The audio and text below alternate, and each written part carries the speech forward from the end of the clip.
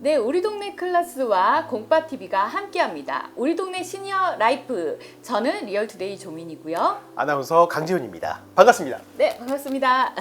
네, 네, 사실 공빠TV라고 하면은 공부해서 빠르게 나눈다 라는 그렇죠. 의미거든요. 시니어 주택 그리고 시니어 라이프에 대해서 누구보다 더 잘 알고 계실 것 같은 분이죠.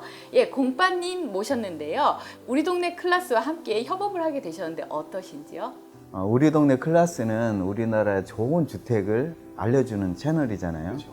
저희 공빠TV는 시니어들에게 맞는 시니어 주택을 찾아서 소개하는 또 채널이고, 그래서 아주 궁합이 잘 맞는 것 같습니다.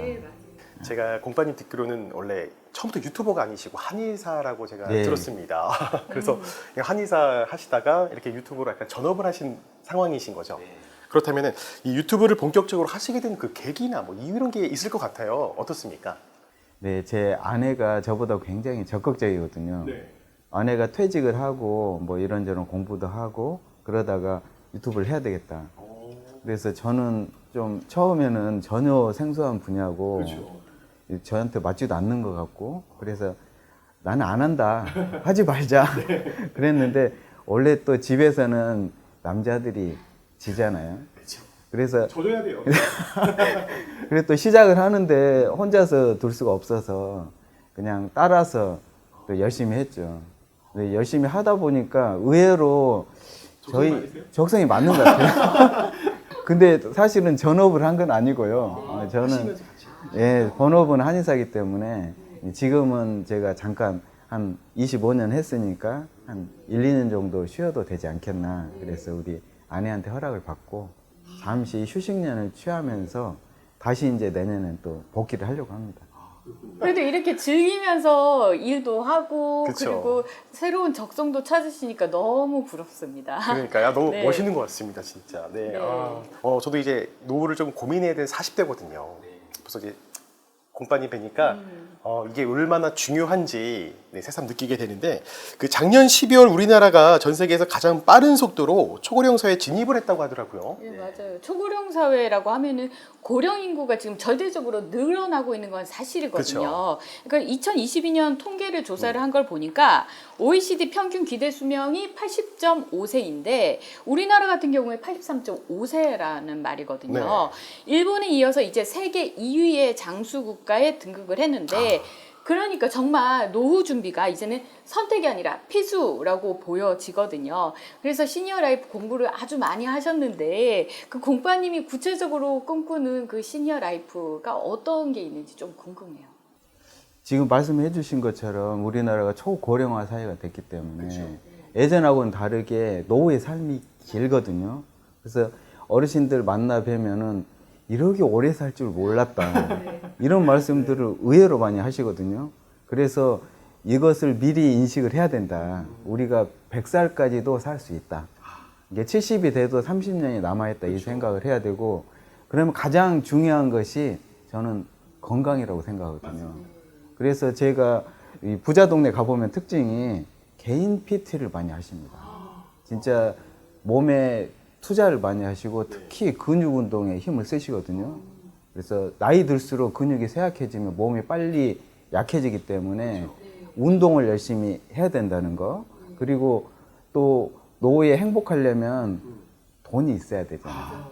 그래서 나이가 들어도 그런 재테크에 대한, 투자에 대한 공부도 놓치지 않고 열심히 하셔야 되고, 우리가 또 젊을 때는 여유가 없기 때문에 여행도 못 다니고 여가 활동을 못 하잖아요. 그래서 노후에는 여행도 좀 다니시고 하고 싶은 재미난 문화 여가 활동들을 많이 하는 것이 행복한 노후가 되지 않을까. 그래서 저희는 그러게 한번 살아보려고 하고 있습니다. 듣기만 해도 너무 부러운 노후인 것 같습니다. 맞아요. 이렇게 준비를 하려면 정말 많은 준비가 되어 있을 것 같은데. 맞아요. 네. 사실 그런 노후를 영위하기 위해서는 아무래도 이제 금전적인 얘기를 안 할 수가 없습니다.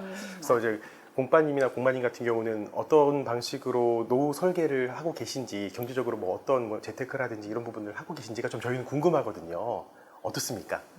네, 저도 계속 일을 했지만 제 아내도 대기업에서 오랫동안 일을 하고 저보다는 더 먼저 퇴직을 했었는데, 퇴직하고 나서 이런 재테크, 부동산 이런 공부를 많이 했습니다.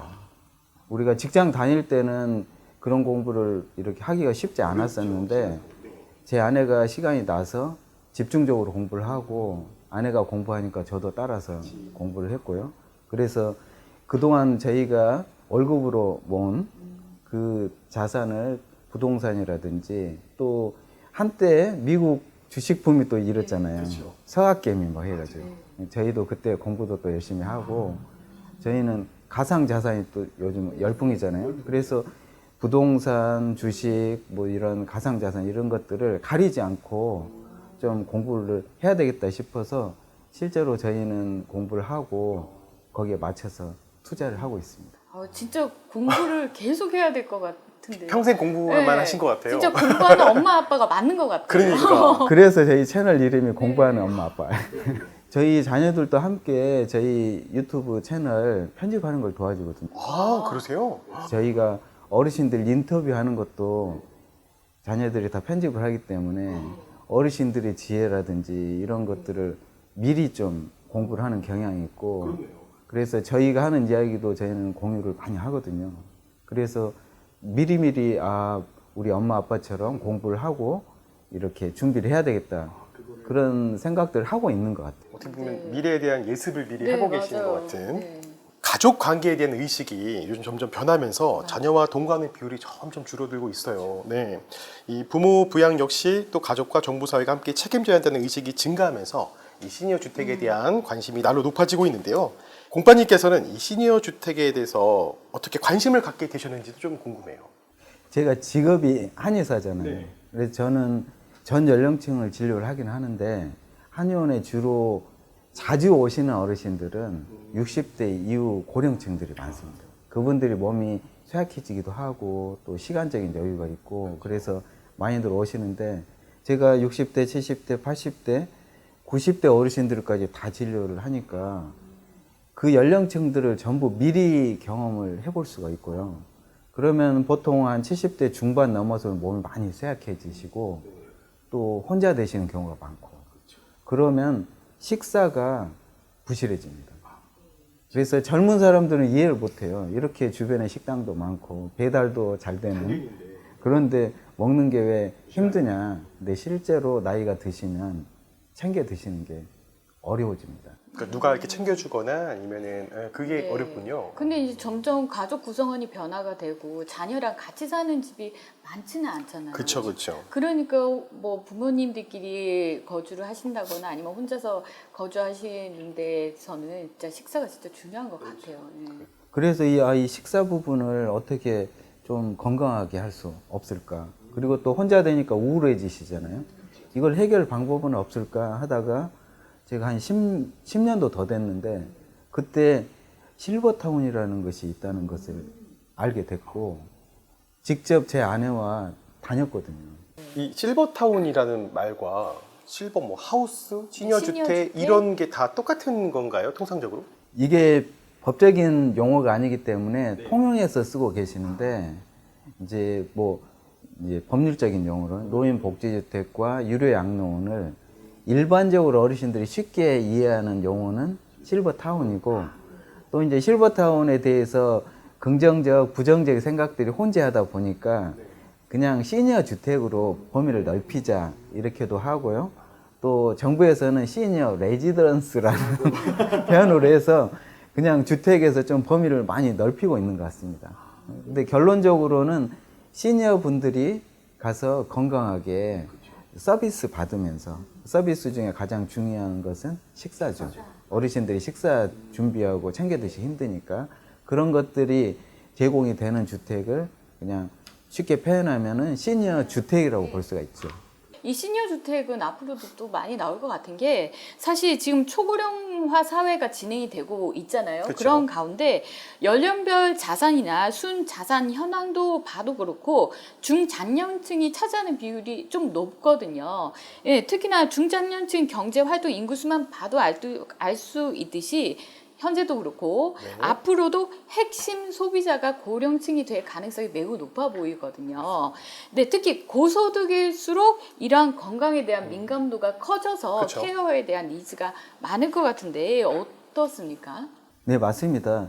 저희가 이제 실버타운 가서 어르신들 만나 뵙고 인터뷰해 보면 정말 지혜를 많이 얻을 수가 있는데, 최근에 만나 뵌 분은 연세가 97세이신데 해가 바뀌었으니까 98세시잖아요. 저보다 더 짱짱하세요. 그래서 어떻게 건강을 관리하셨나 여쭤보니까 60대 초반부터 근육 운동을 굉장히 열심히 하신 거예요. 그래서 몸이 단단하시고 또 이 건강에 관심이 많으셔서 칫솔을 3개를 쓰시는 거예요. 왜 칫솔로 네. 그걸로 건강을 챙길 수가 있나요? 그럼요. 치아가 건강에 굉장히 중요하잖아요. 그래서 어금니에 쓰는 칫솔이 있고 또 이렇게 쓰는 칫솔, 또 작은 칫솔, 그렇게 해서 치아 관리도 그렇게 철저히 하시는 거예요. 그래서 이렇게 조금 건강에 관심이 있으신 분들, 그분들은 또 여유가 있으시니까 내가 나가서 일하셔야 되면은 그렇게 관리하기 힘드신데 내가 여유가 있기 때문에 그럼 그 여유 시간에 일단은 내 건강을 챙겨야 되겠다. 그런 진짜 열심히 실제로 하고 계시더라고요. 네, 일단 소득이 높을수록 건강에 대해서 케어라든가 민감도 이런 게 확실히 좀 많이 보는 것 같습니다. 그렇죠? 네. 그러면 이제 관심자와 또 고령자가 증가하고 있음에도 이 노인복지시설 수가 절대적으로 사실 부족한 게 요즘 현실이긴 하잖아요. 그래서 이제 수많은 기업들이 이 시니어 주택 시장에 서로 선점하려고 많이 노력들을 보이고 있습니다. 네. 이 많은 시니어 주택을 경험해 보신 것 같아요. 그 입장에서 그 솔직한 장단점을 좀 듣고 싶거든요. 네, 어떻습니까? 일단 장점은 명확하거든요. 건강에 좋다. 우리가 나이 들어서 내 집에서 사시는 것보다 시니어 주택에 들어와서, 왜 그러냐면 일단 새끼를 건강식이 제공이 됩니다. 혼자서 집에서 해 드실 때 그만큼 다양하고 영양이 균형 있게 단백질이 풍부하게 식사를 하시는 게 쉽지가 않아요. 그러게 드시려면은 비용도 훨씬 많이 드실 거예요. 그런데 시니어 주택에 들어가서 사시면은 정해진 시간에 양질의 식사를 드실 수가 있고요. 규칙적으로 드실 수 네. 그리고 건강 관리, 운동 관리, 그다음 취미 여가, 그리고 같은 생각을 가지고 있는 어르신들이 모여 살기 때문에 서로 어울리면서 정서적인 안정, 이런 것들 때문에 훨씬 더 어르신들이 건강하게 노후를 보내시고, 실제로 저희가 어르신들 만나 뵈면 시니어 주택에 오래 거주하신 어르신들은 나이에 비해서 한 10년에서 15년은 젊어 보여요. 그래서 건강을 위해서는 최고. 그리고 또 여성 시니어분들은 평생 식사 준비하고 집안일, 청소, 뭐 빨래 이런 거 하느라 힘드셨잖아요. 그런데 60이 넘어서까지 아직도 한 30년, 40년이 남았는데 그걸 계속 해야 된다는 거. 그렇지만 시니어 주택은 그게 다 해결이 되니까 그 시간을 본인의 여가 활동에 다 쓸 수 있다는 거죠. 그래서 남성 시니어 분들보다 여성 시니어 분들이 훨씬 더 만족도도 높고 들어가고 싶어 하시고 준비하고 계시고, 단 하나 남편 반대만 없으면. 그래서 시니어 주택에 가서 만나뵌 우리 할아버지, 우리 남성 시니어 분들은 다들 착하세요. 아내분 말을 잘 들으셔서 그런 게 아니에요. 네, 본인들은 집에 있으나 시니어 주택 오나 똑같거든요. 똑같으니까. 얻어먹는 건 똑같은데 케어받는 건 똑같은데, 그죠? 똑같죠. 네. 그런데 들어왔다는 것 자체는 정말 아내분을 사랑하고 사랑하시는 거죠. 자기 고집을 내려놓으신 그러니까요. 분이시죠. 그러면은 장점 계속 얘기해 장점만 계속 나와요? 단점은 아예 없는 건가요? 제가 그래서 욕을 좀 먹고 있습니다. 아, 그래요? 네, 장점만 이야기를 그래서? 한다고 자꾸. 근데 저는 어떻게 생각하면은 이것도 사실 공동주택이고 이제 같이 거주를 하니까 그러한 부분 약간 내성적이신 분들이나 뭐 이런 분들이 조금 시니어 주택이 불편해하실 수도 있겠다 이런 생각이 들기도 해요. 그것도 역발상인데요. 우리가 아파트 생활 하잖아요. 네. 지금 네. 세상이 바뀌어가지고 아파트 생활 하더라도 주변 이웃들하고 그렇게 막 왕래는 그렇게 하진 어울리고 않죠. 그러지는 않잖아요. 맞아요. 네. 그런데 거기보다는 훨씬 낫습니다. 왜냐하면 하루 세 끼를 식사를 하잖아요. 같이 하니까. 네. 식사하면 식구가 되죠. 아. 그래서 식사로 왔다 갔다 하면서 서로 반갑게 인사하고 네, 그렇죠. 얼굴 보는데 인사 안 할 수는 없거든요. 이렇게 눈빛 맞추면 인사하고 그렇죠. 한마디 서로 이야기 나누고 그래서 다른 사람과 어울리는 것이 어려우신 분들도 일부러 그렇게 뭐 안 하셔도 노력하지 않아도 자연스럽게 서로 어울릴 수가 있고 단점을 또 굳이 찾자면 없지는 않죠. 우리 세상의 모든 게 동전의 양면인 것처럼 그쵸. 장점이 있으면 단점이 있는 있는데 거죠. 이제 첫 번째로는 제가 생각하는 가장 큰 단점은 일단 들어가고 싶어 하는 분들은 많은데 우리나라 해당되신 분들 60세 이상 어르신들 중에서 0.1%밖에 시니어주택에 들어가실 수가 없어요. 그만큼 개수가 적고 정원이 안 되거든요. 한정적이고. 그러니까 1000명 중에 1명밖에 들어갈 수 없다는 거. 이게 이제 저희 나라의 숙제라고 저는 생각하고요. 저는 그게 가장 큰 부족하다는 게 단점이고 두 번째는 이제 서비스를 받기 때문에 네네. 비용이 든다는 거죠. 내 집에 있을 때는 본인이 다 해결하기 때문에 네네. 돈이 특별히 들지 않고 그게 숨겨지는데 일단은 시니어주택 들어가면은 매달 관리비, 생활비를 내야 되니까 그게 좀 부담이 될 수는 있고요. 또 세 번째는 일반 주택에 비해서 시니어 주택은 공동 그 전용 면적이 좀 작은 편입니다. 아. 왜냐하면 공동 면적이 있기 때문에 네네. 보통 전용률 한 50%로 잡거든요. 오피스텔 수준이네요. 그러니까. 네. 그래서 내가 넓은 면적에서 생활을 해야 되겠다 이러신 분들은 그걸 좀 단점으로 들 수도 있죠. 그럴 수 있겠네요. 그 종합해 보면 일단 공급이 적다라는 게 가장 큰 문제인 현실적으로는, 것 같아요. 네, 그리고 맞습니다. 비용도 있고 그래서 이렇게 공급이 적다 보니까 수요가 몰리고 그래서 이제 뭐 건설사나 요즘 보험사나 그렇죠. 여러 군데에서 많이 진입을 하는 것 같긴 하더라고요. 그렇군요. 네. 그럼 이제 우리 공빠님도 실제로 들어가서 사실 의향이 있으신 거죠? 그럼요. 실제로 살 의향도 있고 저희는 작년부터 살고 있습니다. 정말로요? 네. 저희가 취재를 다니다 보니까 네. 시니어 주택인데 나이 제한이 풀린 곳이 몇 곳이 있더라고요. 60세 이상만 들어갈 수 있습니다. 근데 여러 가지 뭐 경과 과정을 거쳐서 네. 몇 군데가 나이 제한이 없는 곳이 풀려서 들어갈 수 그 중에서 식당을 운영하는 곳이 있더라고요. 몇 군데는 나이 제한은 풀렸지만 식당 운영을 안 해서 저희는 뭐 큰 의미가 없다고 생각을 해서 그래서 분당에 있는 모 실버타운에 작년에 입주를 해서 7개월 살았고요. 이제 평창동에 있는 게이비 골든 라이프 케어 평창 카운티 거기 들어가서 지금까지 살고 있습니다. 저희가 상상한 이상으로 좋습니다. 그래서 저희는 60 되자마자 들어가려고 생각을 했는데 이렇게 기회가 돼서 좀더 앞당겨서 일찍 들어가서 살게 됐는데 진짜 상상 이상으로 좋고요. 또 함께 사는 어르신들이 너무 좋아하시고 네. 다 그분들이 서로 아, 위해 주시고 거의 막내급이시. 그러니까요. 그럼요. 챙김을 많이 받으셨겠네요. 이쁨을 많이 받으시는 젊은 거 사람들 와서 너무 좋다고 하시고 그러니까 진짜 이렇게 수요가 많으니까 이제 공급이 점점 확대되는 것 같거든요. 왜냐하면 정부가 시니어 레지던스 확대를 위해서 규제를 완화하기 시작을 했습니다. 맞아요. 그래서 네. 민간 사업자가 실버타운을 설립할 수 있도록 규제를 풀었고요. 그리고 정부도 고령화 복지주택 공급을 이제 약속을 하고 있는 상황이거든요. 이렇게 시장이 확 열리면서 시니어 주택 공급이 앞으로는 더 많아질 거고 종류도 더 많아질 것 같은데 공빠님 보시기에는 이러한 시니어 주택들이 나오면은 이제 선택을 해야 될 팁 같은 거 여기를 한번 봐라 이건 꼭 봐야 된다 체크해라 이런 것들이 뭐가 있을까요? 일단은 저희가 시니어 주택은 일반 주택과 구별점이 저는 모양은 똑같다 하더라도 서비스가 제공이 된다는 게 차이점이라고 생각하거든요. 그쵸. 그 서비스 중에서 가장 중요한 게 식사고요. 건강 식사가 제공되는 곳. 그렇게 서비스가 제공이 되려면 규모가 어느 정도 받쳐줘야지 줘야지만 된다. 가능하죠. 그래서 최소한 한 100세대 이상은 되는 곳이 100세대 정도. 뭐 여러 가지 서로 비용 분담하기도 괜찮고 또 직원들이 최소한 한 10명 이상은 돼야지 어르신들 서비스를 할 수 있잖아요. 그렇죠. 이건 좀 제가 말씀드릴 때 의외로 생각하실 수 있는데 네네. 저는 입주자분들의 목소리가 별로 크지 않는 곳. 예?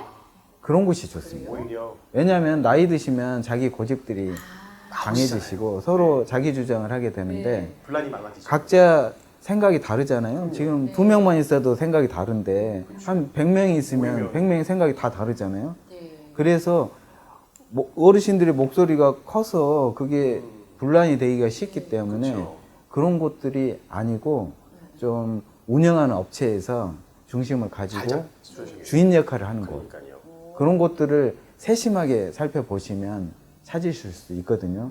그래야 내가 들어가셔서 편안하게 생활하실 수 있죠. 아, 이건 진짜 꿀팁 같아요. 이거 꿀팁이죠. 한마디 덧붙이면 어르신들이 제가 만나뵈면은 여유가 있으신 분들도 그렇고 습관이 네. 아끼는데 어르신들은 좀 배에 있으시죠? 배에 있으시죠. 네, 맞아요. 그래서 어떻게 하면 비용을 줄일까 음, 여기에 관심이 코스를 많으셔서 많이 두시네요. 노인 복지주택 중에서 그 비용 부담 때문에 식당 운영 안 하고 카페 운영 안 하고 사우나 운영 안 하고 이런 곳들이 여러 곳이거든요.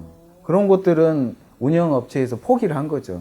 어르신들과 그런 트러블이 있다가 그냥 그렇게 양보를 한 거죠. 그러면은 다른 분들도 피해를 보실 수 있겠네요. 그럼요. 시니어 주택을 만들어 놨는데 시니어 주택 역할을 못 제대로 하고 못하고. 그걸 원해서 가신 분들은 피해를 받는 거죠. 정말 숙박만 해결해 주는 그렇죠. 개념이 될 수도 있는 거네요. 그 중요한 게 식사인 것 같은데, 그렇죠? 맞아요. 그 사실 아직까지 이 시니어 주택하면 돈이 많이 든다라는 인식이 아직 자리 잡고 있는데요.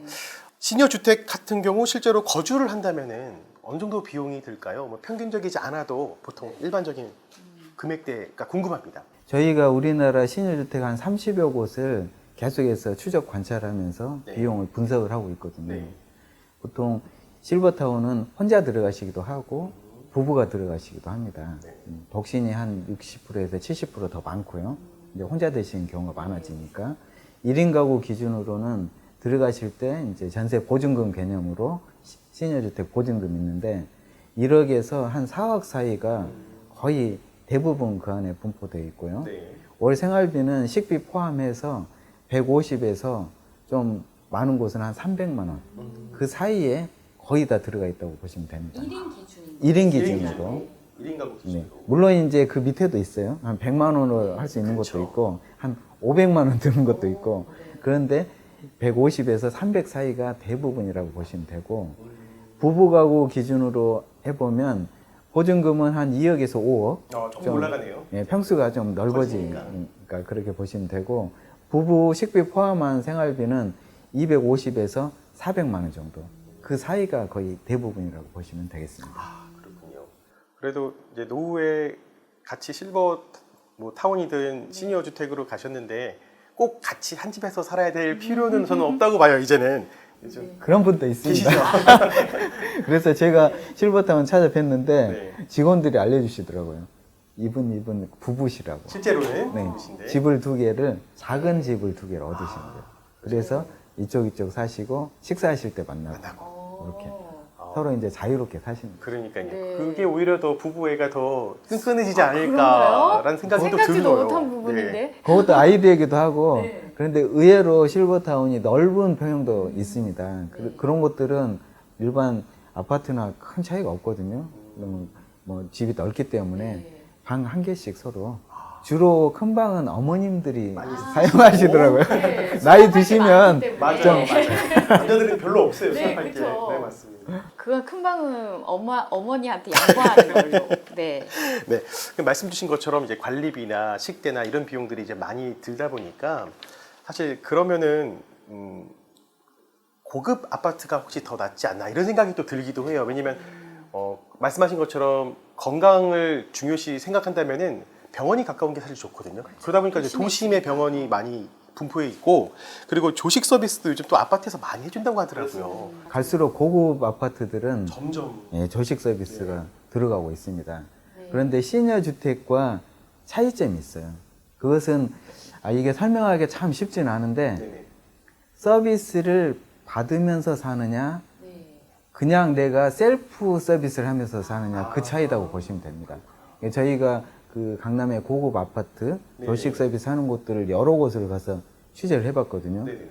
그런데 생각을 해보시면 수천 세대가 식당을 함께 공유를 하고 자기가 직접 그렇죠. 식권하고 식사해서 이렇게 하는 거랑 저희가 지금 제가 생활하고 있는 곳은 164세대거든요. 네. 164세대가 수십 명 직원들이 서비스를 하고 있고 혹시 다르고. 식당 가서도 조용하면서 대접받는 기분, 그게 큰 차이고요. 실제로 제가 살던 아파트가 2,400세대거든요. 그 안에 수영장도 있고 피트니스, 뭐 카페, 어린이집 요즘 많이 있잖아요. 그 안에. 진짜 있을 만한 건 다 있고 바로 옆에는 대형 쇼핑몰, 그 앞에는 병원 그렇게 있는데 거기에서는 내가 다 해야 된다는 거. 2,400세대가 그 공용시설을 이용을 해야 되니까 어떤 때는 별로 가고 싶지 않을 정도로 붐비니까 그런 차이죠. 내가 노후에 좀 여유 있게 대접받고 서비스 받으면서 내가 누릴 수 있고 이용할 수 있는 걸 편안하게 이용하면서 대접받으면서 사느냐. 나는 그런 거 필요 없다. 그냥 내가 스스로 할 수 있다. 그런 경우에는 뭐 저는 나쁘지 않은 선택이라고 생각합니다. 자녀들이 찾아오고 이럴 때는 좀 시니어 주택 있으면 좀 가기 눈치 보이거나 이런 건 없나요? 그렇지 않습니다. 그 오해인데 시니어 주택도 주택이거든요. 네. 그래서 자녀분들이 와서 자고 가도 되고요. 방문 뭐 아무 상관이 없습니다. 그냥 일반 아파트랑 고급 아파트 이제 그렇게 생각하시면 정확하고요. 대신에 오래 살 수는 없어요. 왜냐하면 거기 어르신들은 관리비 내고 사시는 거기 때문에 거기 와서 생활하는 것처럼 할 수는 없지만 자녀분들이 하루 이틀을 와서 묵고 가는 그 정도는 것은 괜찮다. 상관없다고. 네. 그러면은 지금 우리 채널 이름이 우리 동네 클라스잖아요. 그쵸. 그래서 생각을 해봤을 때 정말 내가 개인적으로 추천하고 싶다. 그러니까 동네별로 아 여기 시니어 주택 괜찮다라고 하는 데가 있으면 좀 추천을 해주시겠어요? 이게 제가 시니어주택들 모두랑 굉장히 친하거든요. 그렇죠. 굉장히 어려운 질문이긴 한데, 일단 저 남쪽에서부터 올라오면, 네. 부산 쪽에 이번에 새로 생기는 네. VL 라우와 라티브가 오시리아 관광단지 같은 단지 안에 있거든요. 거기가 저는 매력적이고 가서 살아보고 싶어요. 네네네. 또 부산이 또 따뜻한 남쪽 바다가 나라가. 보이는 그곳 아닌가요? 그럼요. 바다가 보이는 곳이고 네. 멋진 곳인데 거기도 좋고요. 그래서 부산 분들은 정말 부럽습니다. 그게 생겨서. 그리고 이쪽 전라도 쪽으로 오면은 전라북도 고창에 서울 시니어스 고창타워라고 있는데 네. 거기는 아예 거기를 네. 이 어르신들 위한 진짜 말 그대로 도시를 만들고 있습니다. 그리고 고창이 멋진 도시여서 거기도 한번 꼭 살아보고 싶고 이 충청도로 올라오면 공주에 공주 언로원이라는 곳이 있는데 이곳은 개신교 장례 교단에서 운영하는 시니어 주택이고 시니어 주택 안에 교회가 있습니다. 네. 그래서 개신교 가지고 계신 어르신들은 그것도 한번 생각해 보시면 굉장히 좋을 것 같고 대전에는 과학기술인들 위한 네. 사이언스 빌리지가 있습니다. 거기도 아주 멋진 곳이고 예전 엑스포 개최했던 그 장소에 있거든요. 위치도 매력적이고 또 우리 강원도 다들 좋아하시잖아요. 좋아하죠. 네. 강원도 바닷가 보이는 동해에 네네. 동해 약천温泉 실버타운이 있는데 거기도 멋지고 거기는 젊은 사람들도 가서 숙박 체험을 할 수 있습니다. 그래서 뭐 서비스까지 있고. 다른 호텔 가는 것도 좋은데 가서 실버타운 경험을 한번 해보시는 것도 나쁘진 않고요. 네. 또 서울로 오면은 제가 이 평창동에 이번에 살아보니까 너무 매력적이더라고요. 그래서 네. 서울 강북에 계신 어르신들은 네. 그 KB 골든라이프 케어 네. 평창 카운티도 한번 생각해 보시면 네. 좋을 것 같고 광화문에 가까우니까 너무 좋더라고요. 아. 버스가 내 자가용이랑 똑같아요. 바로 나오면은 서천에 금방 나와서 문화생활도 즐길 수 있고 네. 또 이쪽 강북이지만 이쪽으로 넘어가면 노블레스 타워라는 곳도 있는데 네. 거기도 고려대 앞에 있거든요. 네네. 거기도 괜찮고 네. 또 강남 쪽으로 내려오면은 시니어분들이 네. 강남에 살고 싶어 하시잖아요. 그렇죠. 저도 강남 살고 네. 싶은데 강남 쪽에 오랜만에 시니어 주택이 생겼거든요. 네. 위례 신도시에 위례 심포니아라고 네. 이름도 참 멋진 심포니아가 네. 생겼는데 그곳이 신축으로 생겼고 올해 입주하게 됩니다. 아. 이것도 굉장히 매력적이고요. 일단은 이곳은 액티브 시니어분들이 노릴 것 같아요. 위치가 좋아서 거기 생활하시면서 뭐 직장 생활 하셔도 되고 사업을 하셔도 되고, 저는 시니어주택에 사시면서 일을 하시면 더 잘하시리라 생각하거든요. 왜냐하면은 집안일을 부담해서 훨씬 더 줄어들면서 일에 집중할 수 있기 때문에. 네, 사실 위례 신도시는 일반적인 주거지도 선호도가 높은 곳이거든요. 그런 곳에 또 시니어 주택이 들어서니 거주 만족도가 또 높을 것 같아요, 느낌상. 강서 쪽으로 가면은 9호선 증리역 네. 앞에 서울 시니어스 가양타워가 있는데, 거기는 세대 수도 한 350세대로 넓고 어르신들이 활발하게 동호회 활동도 하고, 그래서 그쪽도 좋고요. 수원이 우리나라 최초 실버타운 유당마을이 있는데 우리 어르신들이 굉장히 행복하게 잘 살고 계시고, 또 여기 그 가평이 또 경치가 좋거든요. 가평에 청신빌리지라는 실버타운이 있는데 거기도 가서 한 좀 살아보고 싶어요. 주변 자연 풍광이 끝내주거든요. 베고너스 푸르지오 숲속의 아침이라고, 거기도 아주 매력적이고 거기도 저는 살아보려고 하거든요. 위치도 좋고 거기는 아예 그 평형 자체를 줄이질 않았어요. 그냥 아파트랑 거의 똑같고, 이게 갈수록 좋아지는 이유가 다른 곳의 장점들은 전부 벤치마킹을 해오거든요. 그러니까 새로 만들어지는 곳들이 일단은 무조건 좋습니다. 그러니까 아파트가 지나가는 네. 것처럼 시니어 주택도 지나가는 것 같아요, 느낌상. 제가 궁금한 게 하나 또 생겼는데요. 제가 이제 이사를 몇 번 해봤어요. 지금 이제 40 정도 좀 넘었는데 한 4번 정도 이사를 해봤는데, 매번 할 때마다 전입 신고를 해야 되는 번거로움이 있더라고요. 근데 이 시니어 주택도 마찬가지로 이렇게 살고 싶은 데가 계속 생기시잖아요. 뭐 5년 단위, 10년 단위로 이렇게 이사를 하게 된다면 매번 전입 신고를 또 해야 되는 건가요? 마찬가지로? 당연하죠. 이게 집이랑 똑같습니다. 예전 어르신들이 좀 약간 오해가 있으신 것 같아요. 무슨 시설로 생각을 하셔서 그러시는데, 시니어 주택은 말 그대로 주택이고 전입신고하고 확정일자 받으셔야 되고, 뭐 등기, 전세 등기 하셔도 되고, 보증금, 보증보험 들으셔도 되고. 저는 사실은 요즘 뭐 전세 사기 때문에 걱정들 많이 하시는데, 일반 개인과 거래하는 거잖아요, 그것은.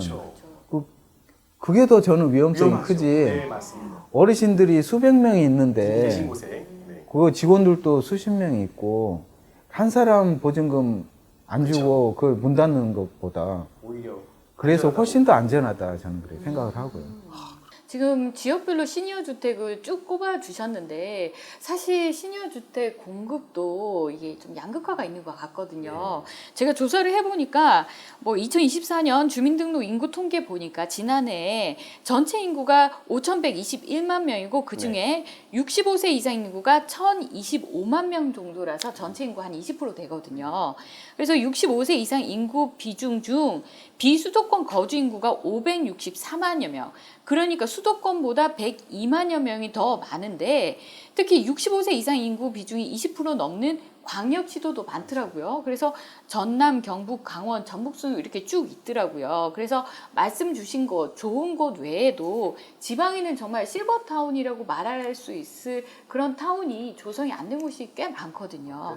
그래서 실버타운도 양극화인데, 저처럼 자녀들은 수도권에 있는데 부모님이 지방에 거주하고 계시다라고 했을 때 사실 걱정이 되는 부분이 있습니다. 그러면 어떻게 좀 대비를 해야 되는지 좀 궁금해요.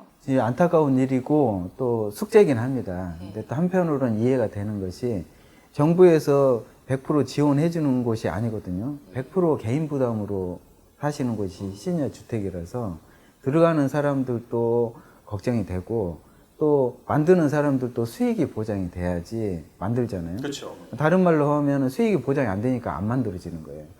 미국은 23,000곳 이상이 시니어 주택으로 되어 있거든요. 그렇게 많아진 이유가 산업화가 됐다는 거고, 산업화가 됐다는 것은 소비자가 비용 부담을 하고 그렇게 만들었을 때 만드는 사람들이 수익이 보장이 됐다는 이야기예요. 우리나라는 아무리 넓게 잡아도 한 100여 곳밖에 없어요. 그리고 전체 퍼센테이지로 하면은 1000명 중에 1명밖에 들어갈 수 없을 정도로 숫자 자체가 워낙 적죠. 그러니까 만들려는 사람들도 사실은 아직 관심들은 많은 것 같은데, 이 시니어주택을 만들었을 때 이게 정말 제대로 운영이 될 것인가, 이런 부담들이 있기 때문에 지금 준비는 많이 하는데 실제로 또 진행되는 곳들이 많지는 또 않아요. 실제적으로.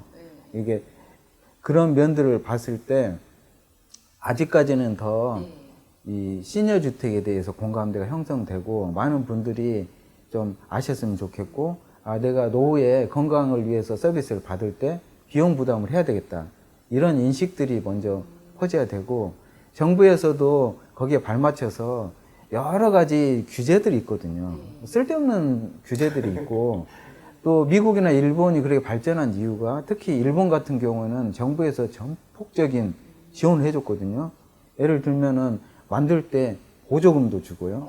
대출도 거의 사업비 대부분 대출도 해주고, 들어오시는 어르신들에 대해서 세제 혜택도 과감하게 주고, 이런 것들을 했기 때문에 그렇게 숫자가 많이 늘어난 건데, 정부에서는 이제서 이제 관심을 가지기 시작해서 작년 7월에 시니어 레지던스 활성화 대책을 만드셨잖아요.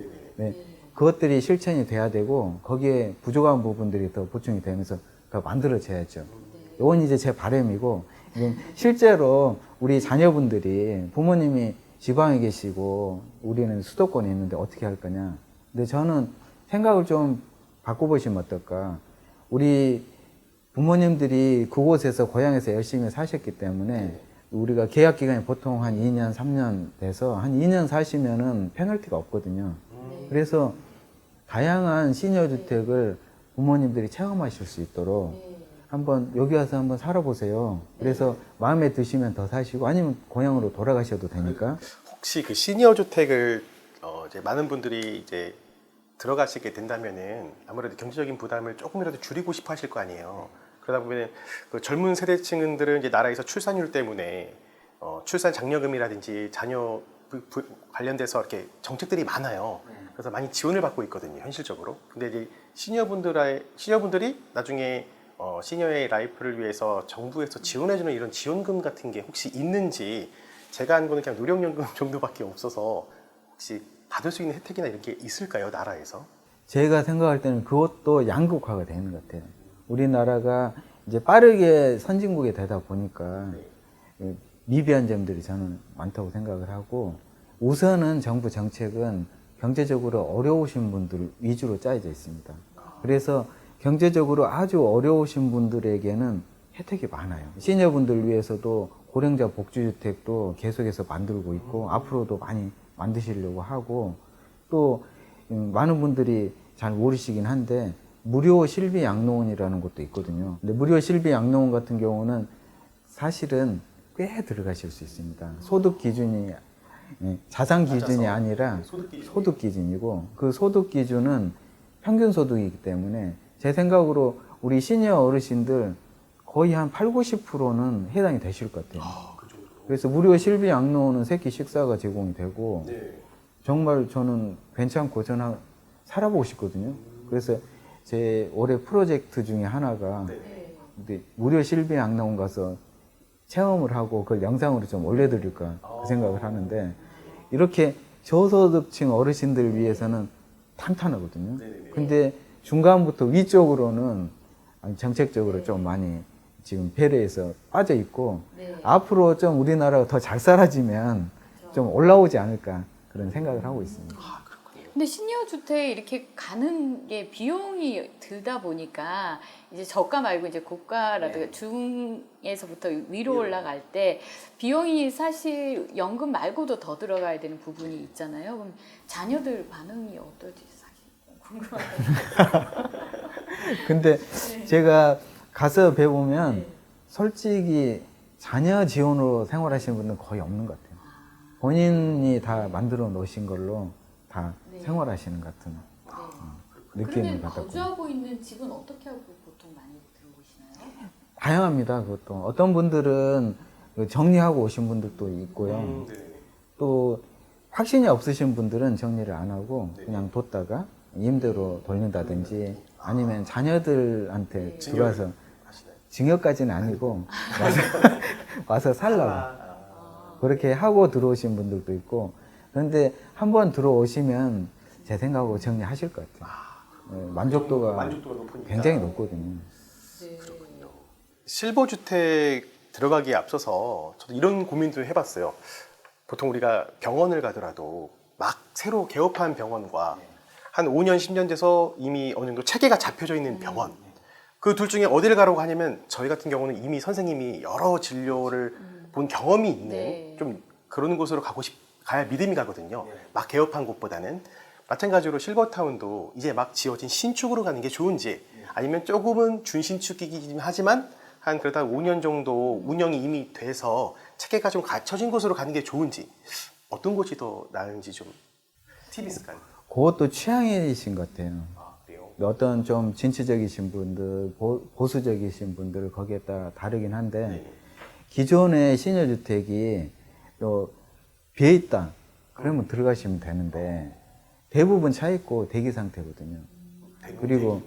그리고 이제 또 어떤 면이 제가 살아보니까 있냐면, 새로 만들어진 시니어주택은 전부 다 처음 만나신 분들이고 같이 어우러져서 뭔가 문화를 만들어 가는 경향이 있어요. 그래서 좀 젊은 경향이 있고, 그런 게 그 함께 만들다 보니까 다른 말로 해서 이 텃세 같은 게 있을 수도 있겠군요. 신축은 없죠. 네, 근데 기존에 있는 것들은 없다고 하더라도 네. 본인들은 그걸 못 본인은 느끼시는데 모르는 거죠. 새로 들어오신 분들은 거기에 끼어 들어가는 게 쉽지 않죠. 그런 부분들이 있기 때문에 자기 성향에 맞춰서 아, 나는 그냥 새롭게 어울리면서 네. 새 거에서 살고 싶어. 그러면은 그러면 신축 신축을 가시면 하고. 되고, 그냥 나는 상관없어. 조용히 살 거니까 어디 가든 상관없어. 그러신 분들은 그런 곳에 기존에 있던 네. 곳으로. 저희 같은 30, 40대가 이제 맞이하게 될 은퇴 라이프를 위해서 이 젊은 층들은 어떤 대비를 해야 하는지도 궁금하고요. 그리고 미래의 실버타운은 어떻게 변할지 또 궁금합니다. 일단은 좀 열심히 사셔야 될 것 같고 많이 나이 많아야겠죠? 들수록 네. 돈이 필요하더라고요. 그리고 우리가 사는 기간이 정말 길어지고 있고, 네. 저희는 90대 어르신들을 꽤 많이 보거든요. 저희 실버타운에도 여러 분 계세요. 90대 어르신들이. 뵙기 그러니까 힘들겠죠. 앞으로는 100살까지 간다. 그래서 계획을 좀 길게 세우셔야 되고, 그 젊을 때 너무 이런 즐기고 누리는 삶을 살짝 줄이고 노후도 한번 생각을 해보시면서 인생을 좀 길게 계획을 잡으시면 좋겠고, 시니어 주택이 일본이나 미국은 먼저 발전을 했거든요. 그래서 개수도 많고 네. 굉장히 다양합니다. 그리고 맞춤식도 여러 곳들이 있고, 네. 그런데 우리나라는 이제 태동기라고 저는 생각해요. 생기기는 뭐 한 20년, 30년 됐지만 실제로 개수가 한 30여 개, 3, 40개밖에 없기 때문에 이제서 뭔가 만들어지고 있다. 형태도 굉장히 다양해지고, 그래서 거기에 따라서 우리나라도 이제 만들어지기 시작을 하고 있고, 대기업도 진출하고 또 금융사들, 보험사들 많이 준비를 하고 있거든요. 이게 맞습니다. 본인들의 브랜드 가치도 높이기 위해서는 시니어 주택에 참여를 하셔서 많이 만들어 주셔야 되거든요. 이렇게 많이 만들어지다 보면 다양한 형태, 또 맞춤식, 그리고 가격 대별 이런 것들이 다 될 것 같아요. 네, 그러니까 종합해 보면은 우리가 이제 앞으로 맞이하게 될 미래에는 시니어 주택이 다양화되고 많이 생길 그쵸, 거니까, 그러니까 너네들은 미리미리 재테크를 많이 해서 돈을 많이 모아라 라는 결론이시죠? 정답입니다. 저 준비 많이 해야겠네요. 네, 그렇죠. 그리고 제가 공빠TV 유튜브 댓글 한번 조사를 해봤거든요. 거기 보니까 노후생활 참고서다. 공빠에서 공부한 거 바탕으로 시니어타운 운영하면은 정말 잘 될 것 같다라는 반응들이 많았거든요. 그 공빠님이 꿈꾸는 이상적인 시니어타운이 뭘까요? 네, 우리 어르신들이 그동안 힘들게 사셨고 고생하셨잖아요. 네. 그래서 노후만큼은 정말 여유롭고 대접받으면서 건강하게 살 수 있는 그런 곳이 바로 시니어 주택이거든요. 그래서 저는 그 시니어 주택만큼은 이 목소리들이 좀 통일이 되고 그렇게 할 수 있는 운영사들이 나와서 운영을 해줬으면 좋겠어요. 그래서 내가 책임지고 편안하게 하겠다. 우리 어르신들이 목소리를 한 사람 한 사람 자기 목소리를 내기 시작하면 편안하게 살고 싶어하는 어르신들이 불편하거든요. 그래서 그렇게 주인 정신을 가지고 운영하는 운영사들이 이 시니어주택 사업에 참여하셔서 잘 운영을 해주시면 우리 어르신들이 편안한 노후를 보낼 수 있지 않을까 생각합니다. 네, 우리 동네 클래스 이 채널에도 30, 40대 구독자분들이 참 많거든요. 네. 그래서 은퇴를 앞둔 부모를 둔 30, 40대를 위한 조언 뭐가 있을지 한번 좀 얘기 좀 해주시겠어요? 우리 이제 부모님들이 나이가 드시면서 몸이 이제 쇠약해지기 시작하니까 건강한 부모님만 생각할 게 아니라 부모님이 아프시면 어떨까? 부모님이 돌봄이 필요해지시면 어떨까를 미리 우리 자녀분들이 생각을 해보셔야 됩니다.